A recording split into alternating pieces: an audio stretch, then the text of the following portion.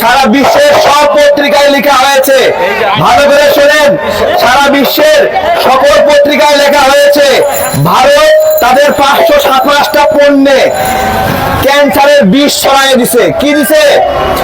ক্যান্সারের বিষ 527টা পণ্যে। দেখেন, ইন্ডিয়ার পত্রিকায় নিউজ হয়েছে, যুক্তরাজ্যের পত্রিকায় নিউজ হয়েছে, ইউরোপীয় ইউনিয়নের পত্রিকায় নিউজ হয়েছে।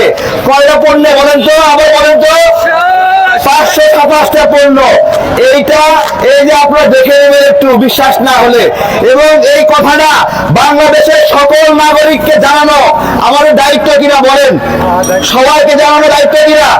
আপনারা যারা এখানে আছেন, এইখানে যদি আমরা 20-30 জন 50 জন মানুষ থাকি, আমাকে কথা দেন, এই তথ্যগুলো আপনারা সারা বাংলাদেশে ছড়াই দিবেন।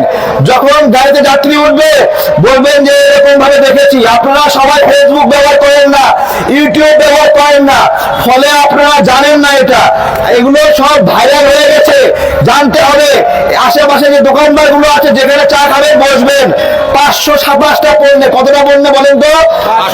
আমার সাথে গলা মিলিয়ে বলেন, কতটা পণ্যে? 527টা পণ্যে ক্যান্সারের বিষ পাওয়া গেছে।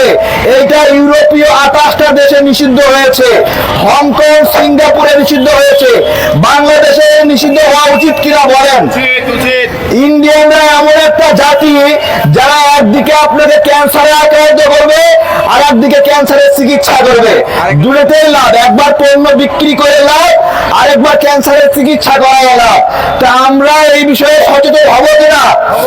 আপনারা উঠতে বসতে, খেতে, চা খেতে, গাড়ি চালাতে সব সময় মানুষকে বলবেন কিনা যে 527 পণ্যে এরকম ভাবে ক্যান্সারের বিষ পাওয়া গেছে? এটা আপনারা বলবেন।